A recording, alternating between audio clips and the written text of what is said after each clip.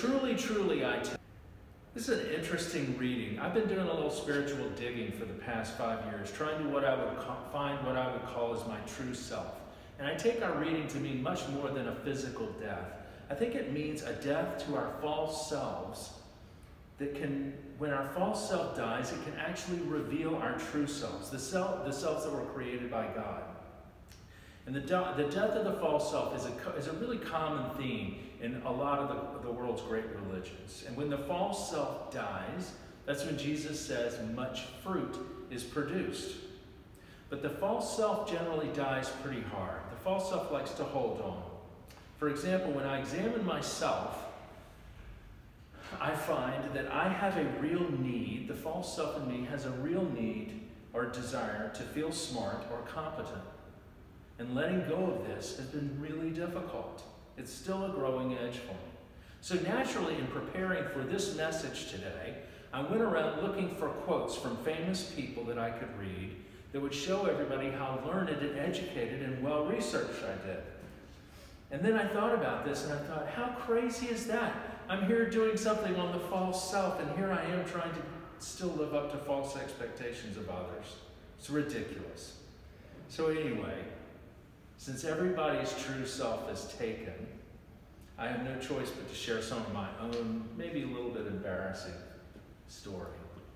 So if you're like me, maybe you've heard this before, particularly when you're about to do something that you're not really sure that you're prepared for. Maybe it makes you a little nervous or anxious. Maybe you're meeting somebody new or you're starting a new job.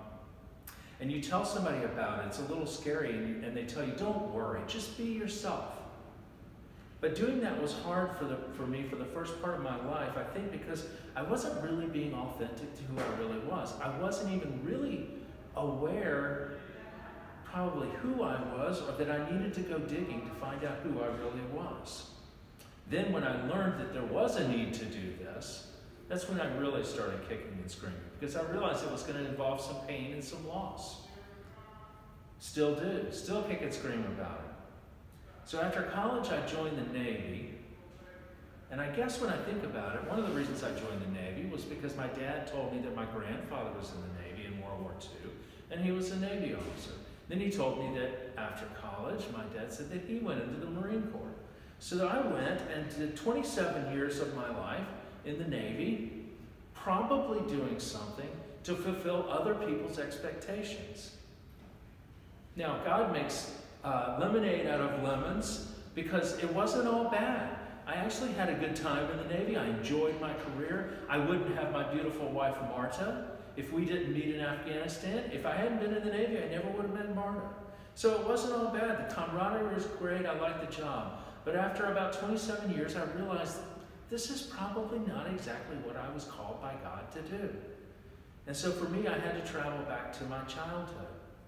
And I went back to sort of a shy boy who was kind of introverted, liked to read the children's living Bible that his grandmother gave him. I liked to read books about being a doctor.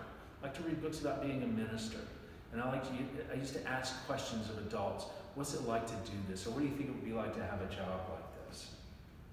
So after 27 years in the Navy, I found myself sitting in a seminary class with absolutely no idea what I was doing there. But I knew, or I thought I was moving in a direction that I hoped would lead me towards not just who I should become or who I should be, but who am I? Does any of this sound familiar to you?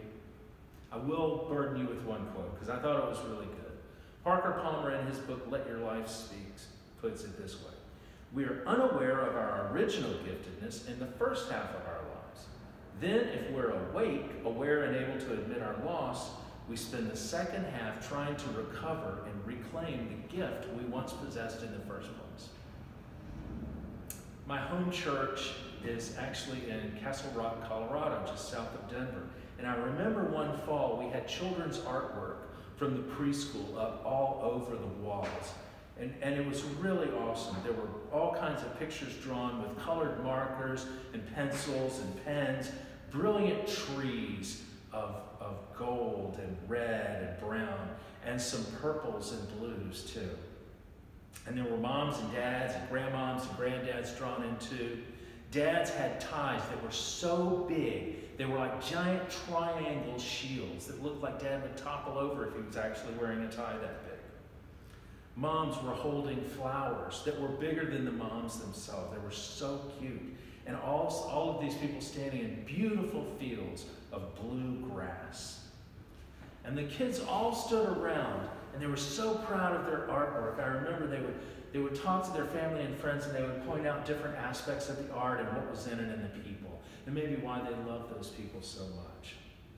And you look at those pictures carefully, and the names of each little artist drawn, sort of jiggity-jaggedy at the bottom. And you look at it and you say, perfect. Absolutely perfect. But then it happens, and it always seems to happen this way. Someone says to the little artist, that's not the color of the grass. The grass isn't blue. That's stupid. Why is your mom's hair green? Her hair isn't green. That's dumb. You can't draw. And so some of us begin to change.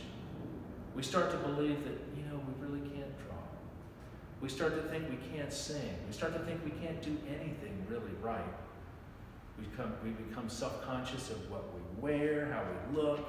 We put on the mask of people who are maybe richer than we are, or thinner than we are, sophisticated, and we admit to ourselves a lie.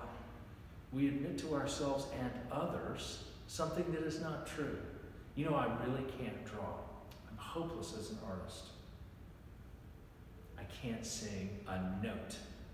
You certainly don't want me in the choir, that's for sure. And in doing so, we lose who we really are, our authentic selves. Our authentic selves become marred with the blurring lines of the culture and the society around us.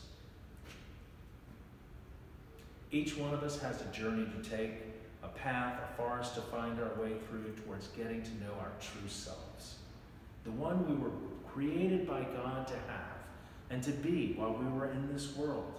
I love how Jesus says, you must approach me as a child. Jesus is always picking up children. Children know who they are, young children. This is before we have the pressure to wear the right clothes, pick the right job, marry the right person, or whatever. Before the pressure to color in the lines, to stay in the lines. Finding our true selves, the one the Creator endowed us with and created us to be, oftentimes, in fact, usually involves some loss. Usually in midlife, pain, maybe even being ostracized by family or friends who say, you don't really fit in anymore. Why aren't you playing by the rules?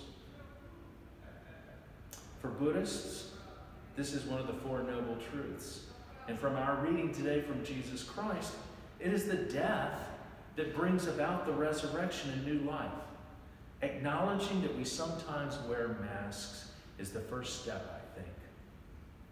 Then, if it's who you are, this may sound simple. Color outside the lines. Draw the grass blue, because blue is the color that it really is.